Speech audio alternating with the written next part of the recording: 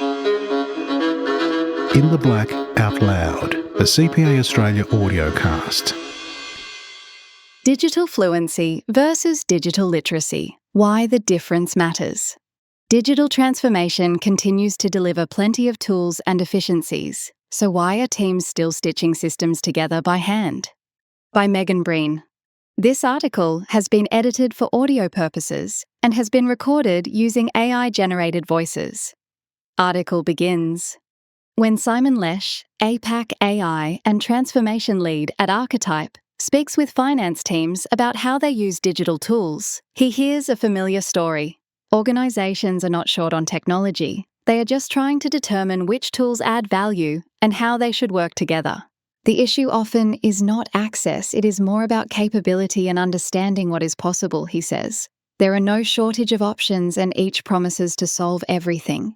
But if people are not trained to use the full capabilities of a platform or key features are not enabled, they quickly become overwhelmed and organisations fail to realise the full value of their investment, Lesh says. While most professionals are digitally literate, true digital fluency comes from understanding how systems connect and using that insight to build smarter, more efficient workflows. In many organisations, the technology stack is doing its job, but the gap lies in integration, where manual processes continue to bridge systems that do not naturally align. Tyler Wise, FCPA, partner at Findex, and a member of CPA Australia's Digital Transformation Centre of Excellence, sees the same pattern. The tools are already there: spreadsheets, dashboards, and reporting platforms. Yet in many organisations, they are used in isolation and are patched together by manual steps, workarounds, and duplicated effort, he says. The issue, Wise argues, is not basic capability, but the gap between knowing how to use tools and using them well together. It is the difference between being digitally literate and fluent, he adds.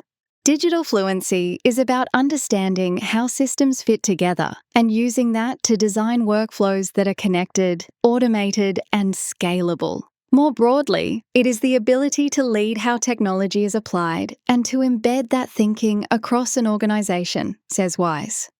AI in enterprise environments. Fluency also shows up in how embedded tools are used. Rather than relying on external systems and manual transfers, there is a shift toward artificial intelligence, AI, built directly into the platforms people already work in, says Lesh. For many years, AI sat outside core workflows. It was treated as an external tool, and you would step out of your primary system, generate outputs, and then manually bring those insights back into your day-to-day platforms, he says. That separation created obvious inefficiencies, he adds. And only recently have major providers begun to close the gap. Tools such as Microsoft Copilot and Google Gemini are increasingly being integrated directly into enterprise environments. Instead of switching between systems, users can now access AI directly inside the applications they already work in by opening a side panel, querying data, and generating outputs without leaving the platform, Lesh says. It is a shift that fundamentally reduces friction and brings AI closer to where the work actually happens. Review workflow structures. Wise points to a common accounting workflow as an example of where many organisations still fall short. In many cases, you will see someone using Excel for pivot tables and data manipulation, and then move that output into Power BI largely for presentation, he says. It works, but it is still a fairly linear, manual process. A more fluent approach starts by questioning the structure of that workflow itself.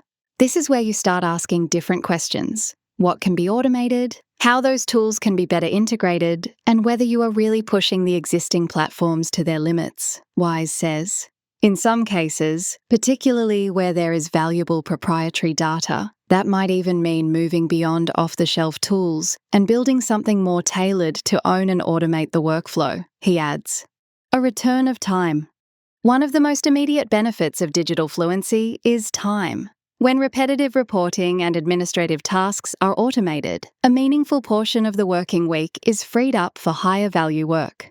A large proportion of white-collar work, particularly in accounting, still involves repetitive reporting, data preparation, and manual data transfer, Lesh says. The opportunity is not just efficiency for its own sake, but what that time enables instead: more analysis, stronger insight, and better decision-making. The shift is from doing the work faster to doing different work altogether. We are now at a point where technology can, in some cases, return anywhere between 5% and 40% of a professional's time, he says.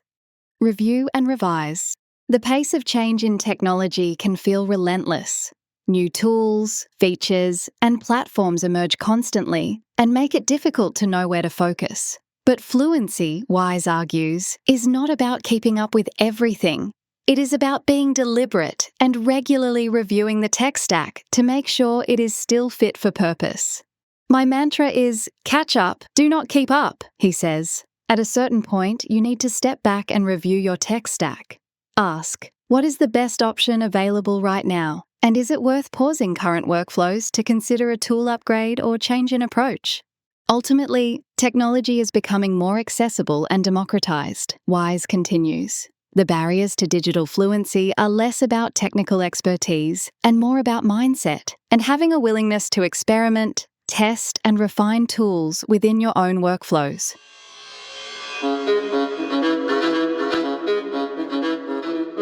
In the Black Out Loud.